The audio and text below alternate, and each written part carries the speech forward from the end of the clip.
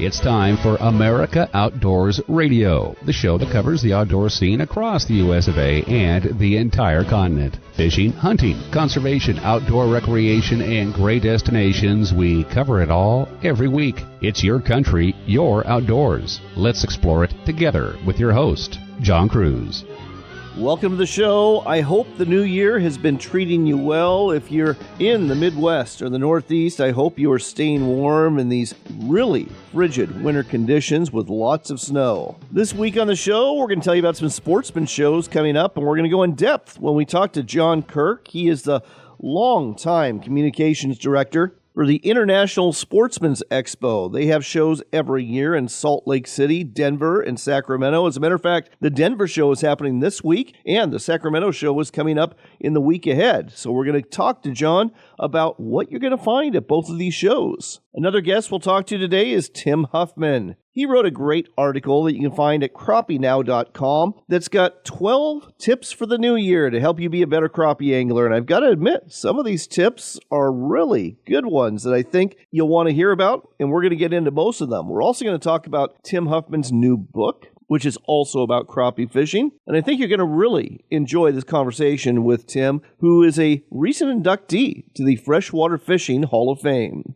As for our third guest, well, he had to postpone, and then, unfortunately, he was unavailable at deadline. So we are taking an interview out of our vault with Bill Herzog. He is one of the best-known steelhead and trout anglers you're going to find, not just in the Pacific Northwest, but in North America. He's written books, he's co-hosted outdoors radio shows, given seminars, and he's going to share an interview that he did with us 2 winters ago about catching trout at this time of year when the streams are really cold, but the fishing can still be very good. This portion of the show is brought to you by our friends at Henry Repeating Arms.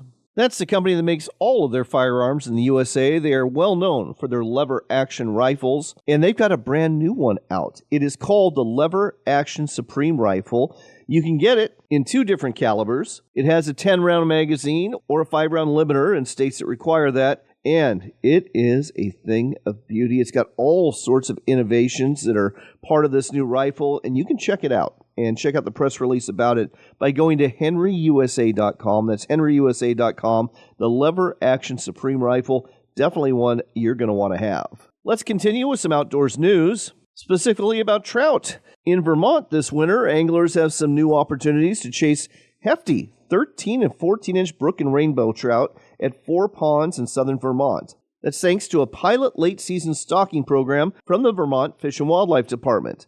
This past fall, they stocked over 1,500 trophy trout between Knapp Ponds 1 and 2 in Cavendish and Lakes Perrin and Shaftesbury in Bennington.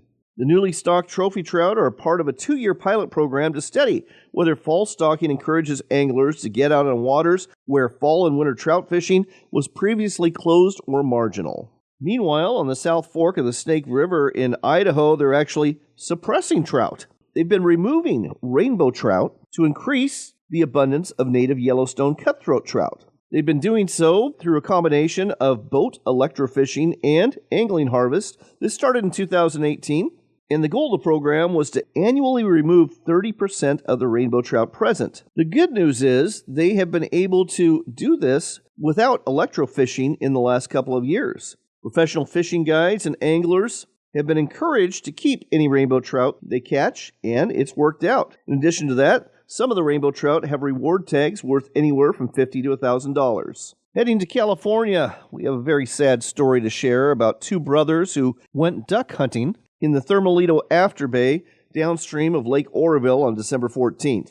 The 2 hunters were Andrew Cornett, 19 years old, and his brother Wesley Cornett, 17, both from Yuba County. The 2 launched their kayaks, and right away they started having problems. Around 8:30 a.m., Andrew called 911, reported his brother had overturned in his kayak. A dispatcher advised him not to go into the water and stay in his own kayak, according to authorities. However, Andrew insisted on jumping into the water to save his younger brother. Both brothers were eventually submerged in the water, and neither one was wearing a life jacket. A sheriff's deputy arrived on the scene about 15 minutes after the 911 call, according to sheriff's officials, but neither boy could immediately be found. The boy's mother called Andrew a hero for jumping into the water to save his younger brother, and indeed he was. However, this is a story we have told several times over the years on this show, and it all comes down to this. If you're going to be in a boat and you're going to be duck hunting, especially a small boat like a kayak or a canoe, you've got to wear a life jacket. And if you do, the chances of survival increase a lot more than if you don't. On a happier note, congratulations are in order to one of America's legacy outdoors writers. That would be Jim Sumbo. He hails from Wyoming. He's written for the big magazines for decades. I got a chance to spend some time with him at fish camp on the Columbia River a few years ago, and he is one heck of an outdoors writer and a gentleman to boot. On Friday, he was honored with an annual Lifetime Achievement Award at the Dallas Safari Club Convention. The award came from American Outdoor News, and this prestigious award recognizes individuals who have made exceptional contributions to the outdoor industry and dedicated their lives to promoting the conservation of natural resources, ethical hunting practices, and the passion for the outdoor lifestyle. As a celebrated journalist, author, and television host, he has truly become a household name in the hunting and conservation community. Congratulations, Jim. Turning to fish other than trout, the California Department of Fish and Wildlife reports that they are returning Sacramento perch to their namesake city and county for an urban fishing opportunity. 3,000 mostly juvenile Sacramento perch were put into a pond at Granite Regional Park in Sacramento to create a unique urban fishing opportunity. The park is already part of the agency's Fishing in the City program and receives regular stockings of rainbow trout in the winter and channel catfish in the summer to provide fishing opportunities for urban and suburban residents. While these stockings will continue, Sacramento perch could complement those offerings with a year-round fishery at the small former quarry pond surrounded by office buildings, soccer fields, and parking lots. Once found in abundance within the Sacramento, San Joaquin Delta, and Clear Lake in Northern California, Sacramento perch have been displaced from their historical range as a result of habitat modification and competition from non-native sunfish to include bluegill and green sunfish. Today, Sacramento perch are a species of special concern in California and are found in only about 24 isolated waters, mostly in remote parts of Northern California and along the Eastern Sierra. Hopefully this stocking will work and urban residents will be able to have some fun in Sacramento catching a new species of fish. Continuing with news about trout, the West Virginia Department of Natural Resources announced that they are also doing some winter stocking to select lakes and streams around the state. As a matter of fact, in the last week, trout were stocked in Anthony Creek, Cranberry River, Gandy Creek, Gladdy Fork, James P. Bailey Lake, Knapp's Creek, Laurel Fork, Little River, West Fork, Greenbrier River, Shavers Fork, Bemis, Shavers Fork Upper Section, Spruce Knob Lake, the West Fork of the Greenbrier River, and the Williams River. Sounds like a great excuse to go trout fishing this winter. And last but not least, we've got another trout event to tell you about. It's a lake trout tournament. It is returning to Blue Mesa Reservoir near Gunnison, Colorado, and is being put on by Colorado Parks and Wildlife. CPW will once again offer $10,000 in prize money for anglers to participate in the tournament, held at Blue Mesa Reservoir from January 1st through April 30th. Dan Brauch, the CPW Angler Outreach Manager, said, "It's looking like 2025 will be a great ice fishing year at Blue Mesa Reservoir, with a cold start to winter creating early ice on upper portions of the reservoir from the inlet to Elk Creek Marina. Ice is thin, but should continue to develop and hopefully extend to the two lower basins of the reservoir with cold weather in coming weeks. It is recommended that anglers take great care as ice conditions can be variable. To participate in the tournament, anglers who harvest a lake trout 24 inches or smaller should cut the fish's head off behind the gills and turn the heads into a collection point. There are 3 collection points at Blue Mesa Reservoir at the Elk Creek, Iola, and Lake Fork marinas. You can also turn in your fish heads at the Colorado Parks and Wildlife offices in Gunnison or Montrose. Stick around. We're going to tell you about the sportsman shows taking place in Denver this week and coming to Sacramento in the week ahead, right after this short word from our sponsors.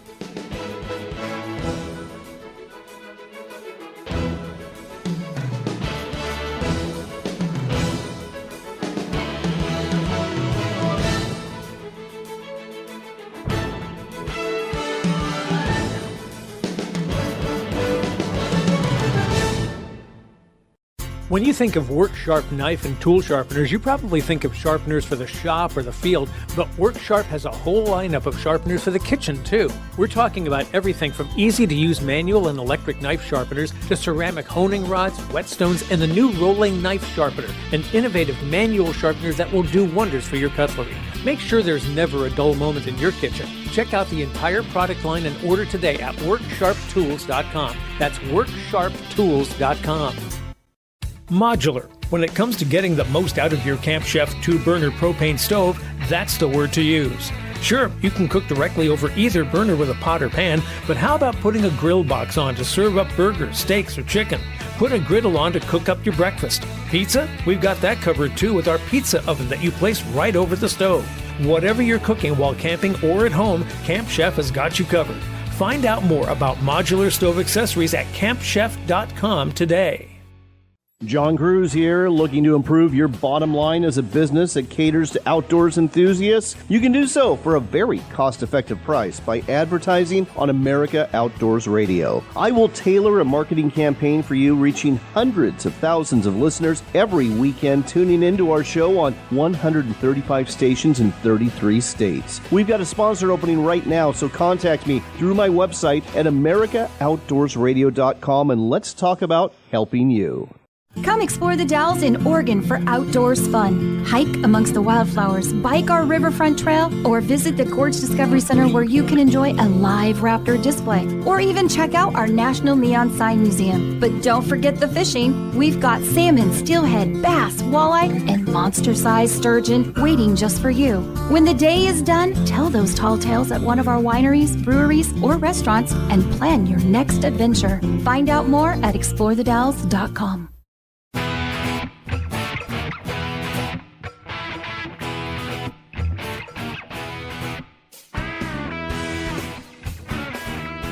Welcome back to America Outdoors Radio. I'm John Kruse. It is Sportsman Show season, and there's a couple big ones that are going off in Colorado and in Northern California. With us here to tell you about the International Sportsman's Expo is John Kirk. He has been with them for a long time now. John, welcome back to the show. Thank you, John. Yes, a very long time. So let's talk about the show that's going on this weekend at the Colorado Convention Center in Denver. It's your Denver show, and you've been out there for quite a few years now, haven't you?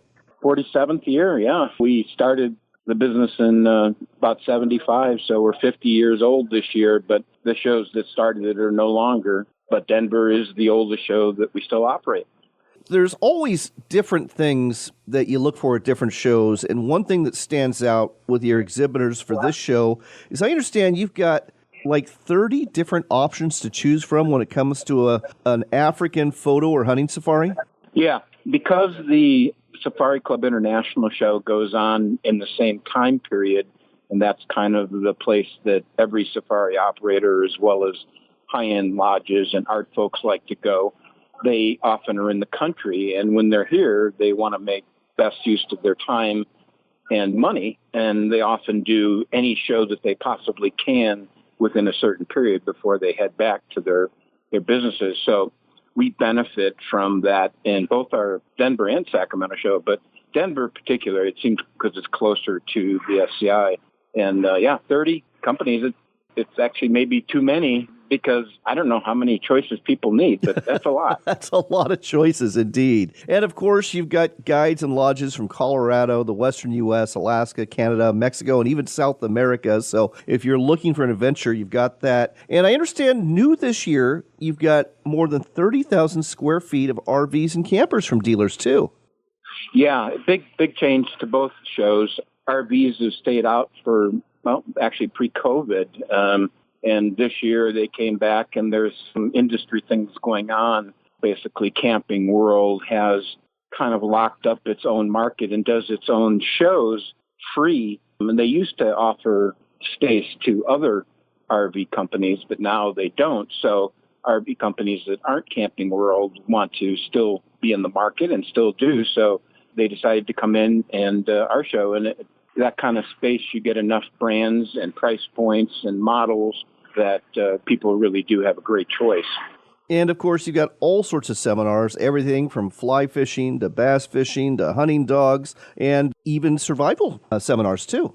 Yeah, the interesting thing in the last, 5 years or so has been this, and I think and I got to be careful about political things here, but many cities have had issues with people who don't have homes, who are homeless and have caused disturbances. And many people who used to go to this city, especially a lot of people who are into hunting and fishing and are rural, they don't want to go downtown because they don't want to be hassled. And so this concept of being aware and protecting yourself, whether you're in the back country or in downtown, has become a concept that is actually being taught by various people. So while we'll still have survival seminars talking about, how to build a shelter, how to stay found and things like that, we'll also have personal awareness, and that is good wherever you are because sometimes you need it. You can't just pretend that it doesn't exist anymore. You got to be prepared.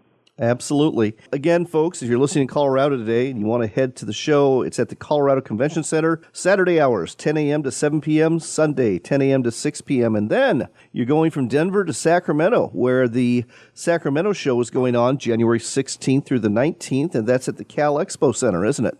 Yeah, and that's our big one. We got 5 buildings filled. Once again there, this year we had an RV company, Happy Days RV, come in and they took an entire building of about 30,000 square feet plus about 20,000 square feet outdoor space. So that's a huge display. We've never had an RV display that large.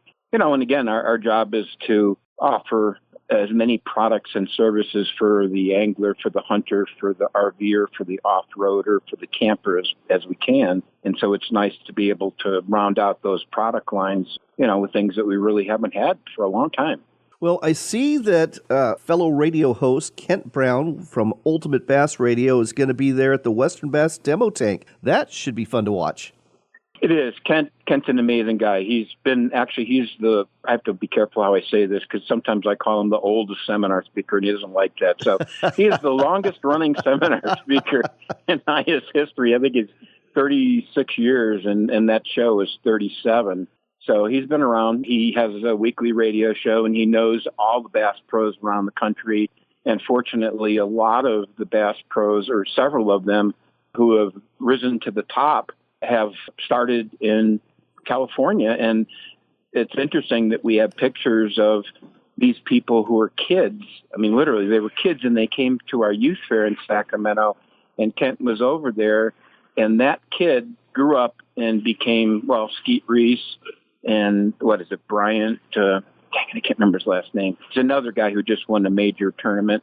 He showed a picture and he said, Kent, this changed my life. You guys are great. And Kent's got a great eye. He's like a farm team guy, a scout. Right. And, it's fun. And we try to bring as many young people onto the tank as possible so that they get that experience. And, it seems to pay off down the line when they're pros. Okay. Well, again, you've got 50,000 feet of RVs, campers, and vans. You've got also survival campsite clinics at this expo as well. And you've got a kayak expert panel and a kayak giveaway. Tell me about that. Yeah, kayaks in Northern California have been huge. And if anyone hasn't been in a kayak in the last decade, they're in for a shock in terms of both pricing and the number of accessories. I mean, from foot pedals to electronics to trolling equipment, and when I bought my kayak, I could easily put it on top of my Jeep, and now, no way, I'm not that strong anymore. Things are heavy, right. But they're also safer, and you can do it better. So, yeah, we have a kayak with a guy named Greg Blanchard, who's kind of a superstar in Northern California, YouTuber. And then we also have a kayak theater. And the nice thing about kayaking, unlike, I would say, every other, fishing, is that a lot of women are in it. And it's really cool to be able to promote the sport and to show women who are into it. And this is both saltwater as well as freshwater. And it's a lot of fun to see these folks talk about it and help promote it. All sorts of great seminars as well at this show in Sacramento. And I've got to ask about one more thing, the Bullseye Shooting Simulator. Oh, yeah. People like to shoot guns. And yes, they do. We don't have real guns in the show. We're not a gun show. But people still like to shoot. And so the laser guns have become very popular in-home and for training. And happened to find a fellow who is a local and is going to set one up and people can try it. And we also have new seminars on sporting clays on how you can use that practice, one, to shoot really all year round, but also to improve your hunting. Well, that sounds like a seminar I should definitely be attending. Again, folks, it is the Sacramento Sportsman Show. It is taking place at the Cal Expo Thursday, January 16th through Sunday, January 19th. We already told you about the Denver show. If you want to find out about both shows, along with the one coming up in Salt Lake City later this winter, just go to sportsexpos.com. That's sportsexpos.com, and find further details and make plans to attend. John, thanks so much for sharing this with us today on America Outdoors Radio. Thank you, John, very much.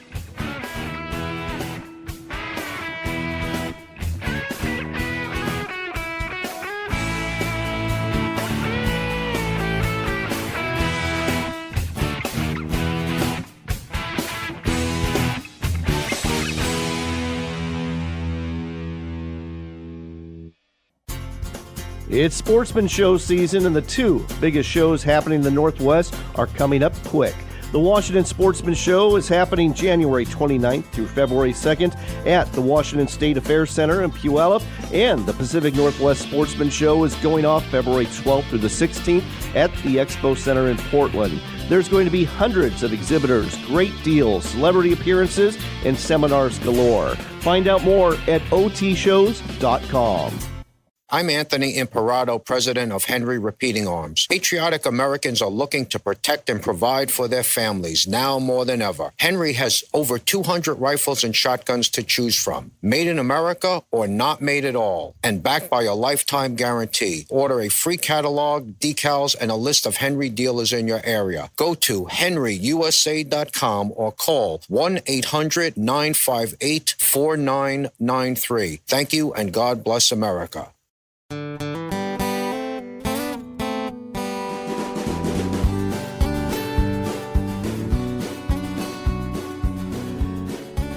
Welcome back to America Outdoors Radio. I'm John Kruse. If you go to crappienow.com, you're going to find a whole bunch of great articles about crappie fishing, and one of them is written by Tim Huffman. It's 12 New Year fishing tips, and Tim knows all about crappie fishing. He's written several books on the subject. He's also a 2024 inductee to the Freshwater Fishing Hall of Fame. Tim, welcome to the show. Thanks. It's good to be here. So I really like these fishing tips. A lot of them were pretty new to me, living out in the Pacific Northwest. So let's talk about the first one you have. You interviewed a number of experts. One of them was Wade Mansfield with the Grizzly Jig Company about what kind of line to use, because you've got monofilament, you've got fluorocarbon, and you've got braid. What does he like? He prefers monofilament line. He likes to keep his fishing as simple as possible. You know, you can go to braid or to, whatever you want to do, and there's a lot of possibilities and with the fluorocarbons out, but he likes to keep things simple. He likes monofilament line when he's hitting clear water areas. He likes 4 to 6 pound tests. He is pretty close to the Mississippi lakes, which are stained to muddy usually, and he'll go up to like 8 to 10 pound tests. Let's talk about something else that was really intriguing to me. Now, again, living out west, when I go fishing for panfish, whether it's crappie or bluegill or perch, I'm using generally a 6 to 7 foot pole, but out where you live in Arkansas and in the South, long poles, like up to 18 foot are the norm. That's amazing to me. Well, there's a lot of factors in it. If you're fishing really, really deep water, it doesn't matter what size. 7 foot's fine. You got good control of it and stuff. But a lot of our southern lakes and in the middle states, we have a lot of cover, a lot of crappie up relatively shallow. I'll say 10 feet and above. So these fish are really spooky. And we didn't know it for a long time, but forward-facing sonar has told us that a lot of times they hear our trolling motors now at 20, 25 feet out, and they're easing away. And, a percentage of them don't, so we still caught some, but we've learned now that, hey, you get on out there, and some people even use 20-foot poles to get way out in front and catch those fish. forward-facing sonar people are now casting real often just because they can get out to 25 or 30 feet, to get to a crappie before it spooks. So we're learning crappie is more spooky than we once thought. So the longer pole that you can physically handle, the better off you are. Next one, fish fast but slow down. Explain this.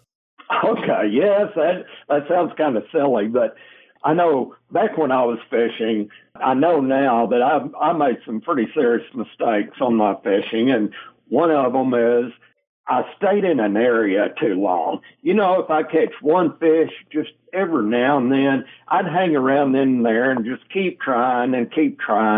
And when there's other areas that I could have gone to with more active fish. So by fishing fast, I mean go in an area and test it, give it a good test, and if you're not on active crappie, do something different. That may be going out into deeper water, going in shallow, or it may be changing areas totally. And for the fishing slow, the slower you can fish the bait, even stopped, the more bites you're going to get.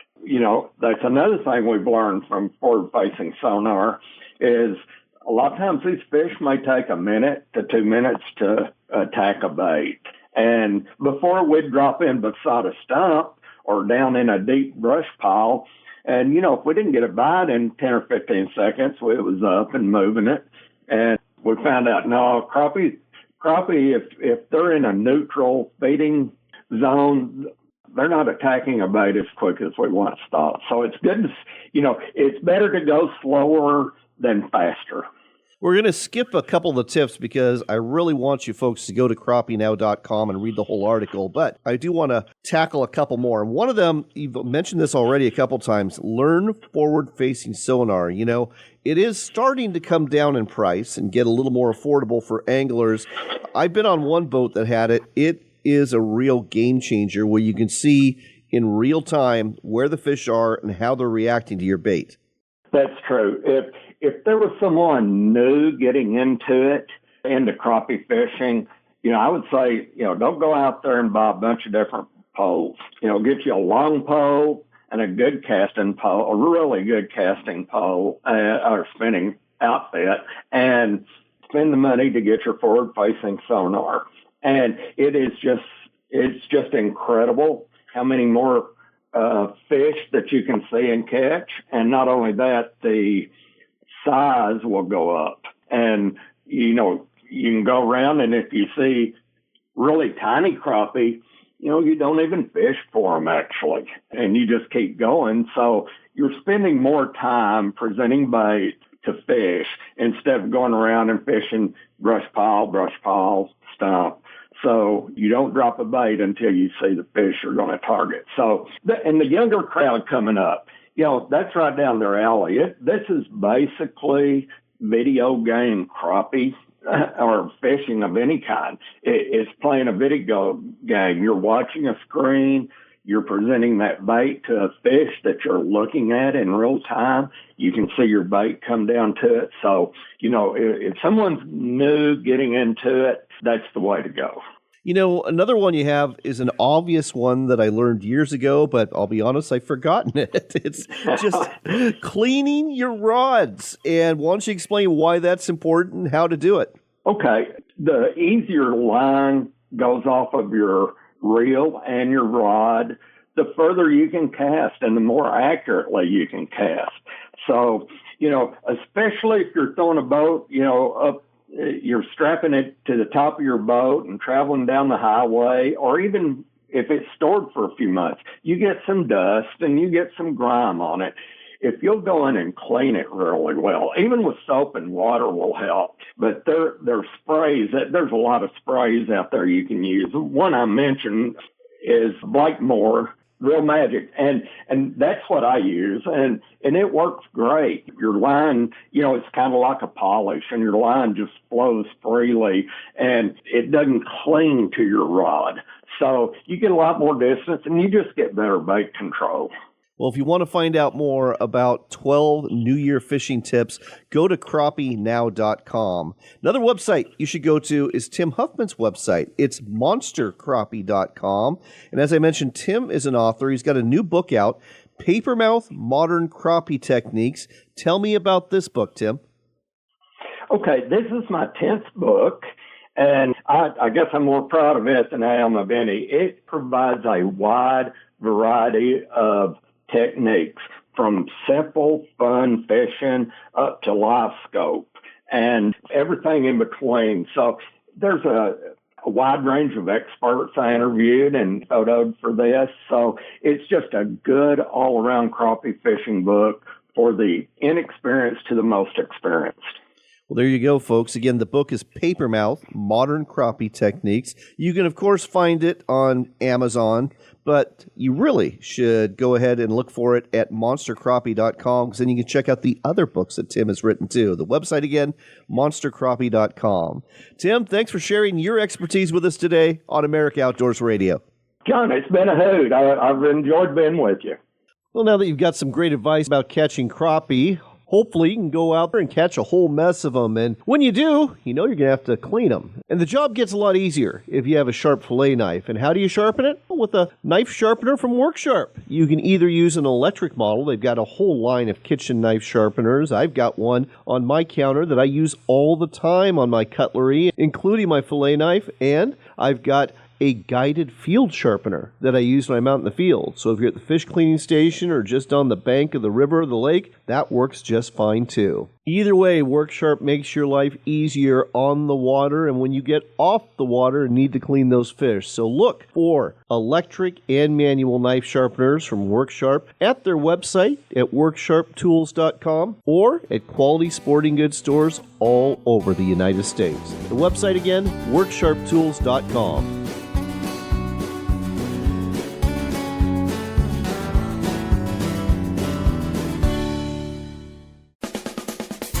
Sportsman's Cove Lodge is Alaska's best lodge, and as you know, I'm a big fan. I've been to Prince of Wales Island in southeast Alaska several times. I love the float plane ride in. I love the fishing for halibut, salmon, and cod, and I can't get enough of the fantastic food and dynamite hospitality that they offer at the lodge. Now they are building new accommodations, new rooms that'll have television. They've brought Wi-Fi to the lodge too. And they're even offering extended 7-day stays with not just fishing, but other adventures too, as well as the opportunity to have a corporate retreat. Find out more about Sportsman's Cove Lodge and book your stay today at alaskasbestlodge.com. That's alaskasbestlodge.com, and use the promo code RADIO10. That's Radio 10. Let me repeat that one more time. That's alaskasbestlodge.com and the promo code RADIO10 for 10% off your next adventure. Modular. When it comes to getting the most out of your Camp Chef 2-burner propane stove, that's the word to use. Sure, you can cook directly over either burner with a pot or pan, but how about putting a grill box on to serve up burgers, steaks, or chicken? Put a griddle on to cook up your breakfast. Pizza? We've got that covered too with our pizza oven that you place right over the stove. Whatever you're cooking while camping or at home, Camp Chef has got you covered. Find out more about modular stove accessories at campchef.com today. Looking to reel in the marketing opportunity of a lifetime? Then set the hook, because we've got it right here. America Outdoors Radio has sponsorships available, and we offer an affordable platform to reach thousands of listeners interested in fishing, hunting, and the outdoors. Find out more by contacting host John Kruse through his website at americaoutdoorsradio.com. That's americaoutdoorsradio.com. But hurry, if you wait too long, this big opportunity might just get away. That's americaoutdoorsradio.com. Yeah, inflation is no joke, and you know this, especially when it comes to health care. So to save money, Jenny and her husband went with MediShare. You can hear why they love it. We signed on with MediShare in March, had a really great experience. It was super easy to get going with them. Then in October of that same year, we found out I had stage 3 breast cancer. We were put at ease with MediShare, walking with us and saying that they were going to be praying for us. It's very intentional how they try to bless people when they know this is one of the hardest things that they're going through. They and their 4 kids thank the Lord, not only for her healing and how he provided for them, but she says it makes her emotional just realizing She gets to pay it forward. What we put towards MediShare is going to be blessing another mom, and they're going to show up for her the way that they showed up for me. Yeah, and the typical family saves up to $500 a month with MediShare. Find out more. Call 855-SHARE-40. That's 855-SHARE-40. 855-SHARE-40.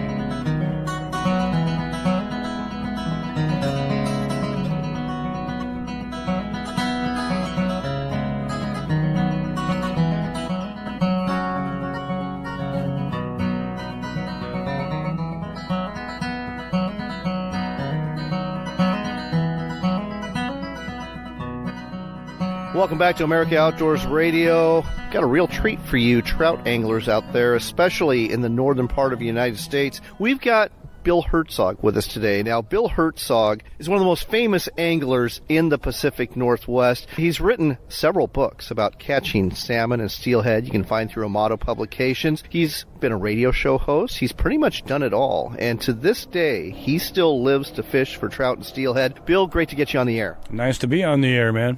You live down near Washington State's only blue ribbon trout stream, the Yakima River, and it's the dead of winter. Not too many folks are out there. There's a few out there that are casting nymphs, that are casting streamers, but you're out there with spinning gear, and you're having success. Well, for a couple reasons. In the wintertime, big trout don't have as many bugs to eat, almost nothing, so their diet goes right. They get piscivorous. They start eating small sculpins, fry, album, whatever they can find, and when they turn to fish, the rabbit jigs that I throw, the 8th-ounce rabbit jigs, work as good, dare I say, better than anything you could possibly do. And I want to talk about that. I'm really unfamiliar when it comes to stream fishing of using jigs and exactly how you go about it. And the method we're going to talk about here, it works on the Yakima, but this literally would work on any stream in the northern hemisphere, wouldn't it? I can prove that. I've caught fish doing this in Montana, a lot of streams in Montana, down in Oregon, in lower British Columbia, eastern Washington, western Washington, wherever you find larger trout, the jig is your friend. Okay, so let's talk about this jig. Let's talk about how to fish it during the winter months. Trout love sculpin. A lot of them, we can find sculpin from east coast to west coast, north to south. They love sculpin. Okay, now sculpin, if you watch it, if you ever spook one while you're waiting, they dart along the bottom. They don't come up in the water column at all. You got to get the jig down to them and keep it down. So those of you out there who maybe jig for walleye, who may be on the west coast, maybe you jig for salmon or something, you don't want to do the big wheat bean jig. Yeah, that is a no-no because those fish never come that high in the column. They stay along the bottom. So what you want to do while your jig is drifting along, if you're in a river or a stream, keep it within 6 inches of the bottom, just little tiny pops of the wrist and the rod tip, and keep it moving along. Maybe reel, maybe just you don't have to, but just keep it, your mind's eye thinking now, keep your jig right on the bottom where a small fish would evade a predator. Now, I know when it comes to trout, it's always about matching the hatch. And this is primarily a dark colored jig that you have here. It's brown with a little fawnish, I guess you might say, and a black head. And I presume this is supposed to imitate a sculpin, and this will probably work anywhere where sculpins are, right? Yeah, which is everywhere. Sculpins are everywhere, but this one, if you keep it dark, and I put a little bit of light in there, and I put a little bit of red in there, I palmer near the head to look like gills, and I stick with grizzly patterns, anything that's got to break up with black, white, black, brown, black, olive, anything that breaks it up, a sculpin has that pattern to it. The fish, thankfully, they're not that picky. They're hungry. When they see something darting by, they're not going to scrutinize it. They're going to attack it. We were also talking about spinners. I mean, that's my favorite way of fishing, is using a spinning rod and tossing spinners. But I'll be honest, whether it be the Yakima or most other streams, I haven't had a lot of success during the winter months. I do good right after ice off on lakes, but not so much on streams. Help me out here. Well, for a reason being, in ice off in lake, what's happening? The water temperature is rising. The surface water temperature is getting warmer literally by the minute, and that turns fish on. They've been starving all winter, man. They will hit a tennis shoe, right, when this happens. But when you're on a river in the wintertime especially, I don't care where you are, pay close attention to what's been going on a few days before, okay? If the water, if it's been warm out and the temperature outside drops rapidly, that water is going to drop rapidly and the fish will shut down until they get used to that water temperature. Conversely, if it's been really, really cold, when the water drops, you're not going to catch them on anything. They're not going to bite a single thing. But when that water temperature, let's say it's in the mid-30s, and it suddenly jumps up to the low 40s, those fish are going to get rabid. And that's when you want to be on the water. Pay close attention to air temperature and water temperature in the wintertime. That's your key to success no matter what technique you're using. So when it comes to spinners, are we talking like, I know you love rooster tails. You are a big fan of the rooster tail by Warden Lures. Are we talking a brown one with a gold blade? Well, yeah. That'll work if you've got a bright day like we have today. If you got clear water, you want to tone it on down. A brass doesn't flash as much as silver plate. And a brown body, low in tone, just give them presence and a little bit of movement so you don't spook them. There's a thing we have called the attraction threshold. You don't want to go over that. You want to jazz them, but not spook them. Like if I was to go out on a bright day and throw a big yellow rooster tail, yellow body, yellow tail with a big flashing silver-plated blade, what are those trout going to do? You can see them flying out of the tail out. But if early in the morning when there's low light, or I got a little color in the water, which happens as snow melt a little bit, you want that flash. So take both with you and try and pay attention, again, to your surroundings. If you got a dark day, it might be okay to use silver plate and yellow. If you got a bright day, tone her down, go to brass, go to browns. You listen to America Outdoors Radio, and folks, if you ever saw the movie A River Runs Through It, there was a certain time where the older brother helped the younger brother, who was played by Brad Pitt, and Brad Pitt, who needed some help in catching fish, replied, "Oh, thank you, trout professor." I feel like I am talking to the trout professor right now. I might not have phrased that exactly right, but you get what I mean here, folks. Let's talk a little bit more about winter trout fishing when it comes to your preferred setup in terms of rod and reel, because you are a pro staffer for Shimano and also for G. Loomis. Yes, sir. What I have here in my little hands, you can tell it's really well used. Look how dark that cork is. Oh, yeah. This is not a new rod, folks. No, so you know I do use this, right? What I have is a 7.5 foot made by G. Loomis. It's called the TSR 901-2 two-piece fast action, rated for 2 to 6 pound line, but it fishes a little heavier than that. It's very fast action. I run what I have on a reel I have on it is a Stratic 1000. A 1000 size reel balances this real well. You don't have to go all the way up and get a Stratic. I highly recommend it for the drag. You're not going to lose any fish.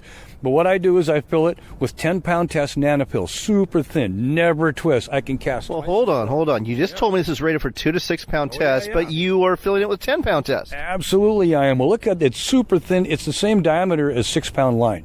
Same. And what kind of line is this again? It's called Nanofill by Berkeley makes this. And I put about 6 feet of 10-pound test because it's fluorocarbon. You know what they say, it doesn't matter how big the fat man is. If you can't see him, it doesn't matter. So I'll run 10-pound test, 10 and 10 to my jig, and they can't see that 10. And fluorocarbon is denser. It sinks better also, and they can't see it.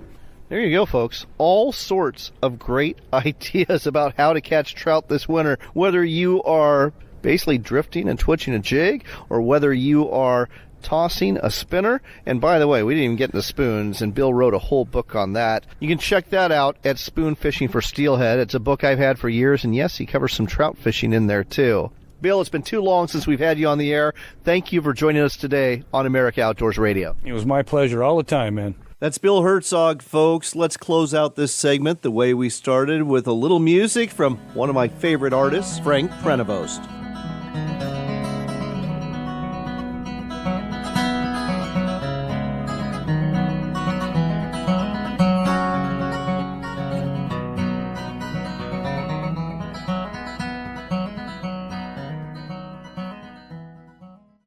Well, we're not done yet. Let's go ahead and run through some of these sportsman shows that are taking place this month. We already told you about the Denver International Sportsman's Expo taking place this weekend at the Colorado Convention Center in Denver. And next week, the 16th through the 19th, you've got the Sacramento International Sportsman's Expo that's happening at the Cal Expo in Sacramento. A new sportsman show is happening next weekend as well in Minnesota, Canterbury Park, as a matter of fact, near Shakopee. That would be the Minnesota Sportsman's Resort Travel and Outdoor Show. The dates for that one, January 17th through the 19th. And following that is the Safari Club International Show at the Music City Center in Nashville, Tennessee, running from January 22nd through the 25th. It's one of the longest running hunting expos around. And if you're looking to go on an African safari, this would probably be a really good one to go to. Find out more about this one at showsci.org. That's showsci.org. And heading to the last week of January and into February, you've got the Western Idaho Fly Fishing Expo taking place at Expo Idaho in Boise, January 31st through February 1st, and a show I'm going to be at and exhibiting that would be the Washington Sportsman Show, taking place at the Washington State Fair Event Center in Puyallup. It's the biggest show in Washington State. I hope to see some of you there. You can find out more about that show at thesportshows.com. And on that note, it's time to go. If you didn't hear the whole show, you can listen to it as a podcast. We'll be uploading it in a few days. Just look for America Outdoors Radio wherever you listen to your podcasts. Here's hoping you're blessed in the days ahead, and here's hoping you find some time to get outside Mother Nature if it's not too cold, which it certainly is in a good portion of the United States, especially in the Midwest and the Northeast. Stay bundled up and stay warm out there. Until next time, do take care and do remember this. It is your country and you're outdoors, so get out there and enjoy it.